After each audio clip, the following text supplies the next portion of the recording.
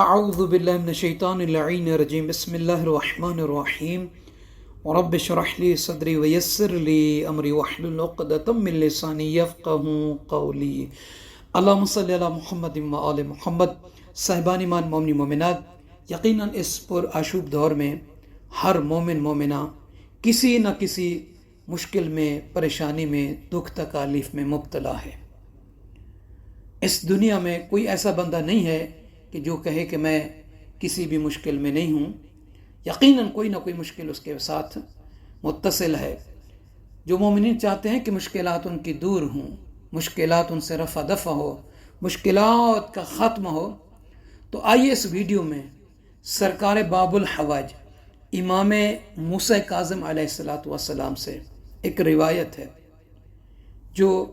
اللہ کے نبی حضرت محمد مصطفیٰ صلی اللہ علیہ وآلہ وسلم نے مولا کائنات علی ابن ابی طالب علیہ السلام کو دعا تعلیم بیان فرمائی تھی مشکلات کے خاتمے کے لیے۔ وہ بیان کرتے ہیں آپ مومنین اس دعا کو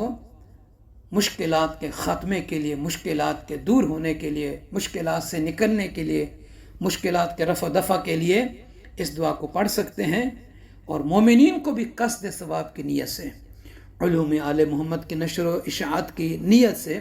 دوسرے مومنین کو بھی ایسی دعائیں، اس طرح کے پیغامات پہنچائیں تاکہ صدقہ جاریہ رہے اور آپ کو بھی ثواب ملے گا۔ تو صاحبان ایمان، روایت ہے عن موسیٰ بن جعفر علیہ السلام قال قال رسول اللہ صلی اللہ علیہ وآلہ وسلم لعلی علیہ السلام اذا عرضتك شدہ فقل اللهم انی اسألک بحق محمد و اول محمد ان تصلی علی محمد و اول محمد وان تنجینی من هذا الغم۔ کتاب محج الدعوات میں، محج العبادات میں، اور اسی طریقے سے مفاتح الجنان میں بھی جو ہے باقی صالحات جس کتاب میں لکھا ہوا ہے، اس میں بھی یہ دعا مل جاتی ہے۔ یہ دعا ہر مشکل کے معاملے جو ہوتے ہیں اس سے نجات کے لیے ہے۔ امام موسیٰ کاظم علیہ السلام سے روایت ہے، امام علیہ السلام فرماتے ہیں کہ اللہ کے نبی حضرت محمد مصطفیٰ صلی اللہ علیہ وآلہ وسلم نے سرکار امیر المومنین مولا کائنات علی ابن ابی طالب علیہ السلام سے فرمایا کہ یا علی، جب تمہیں کوئی مشکل معاملہ پیش آئے تو یہ دعا پڑھا کرو،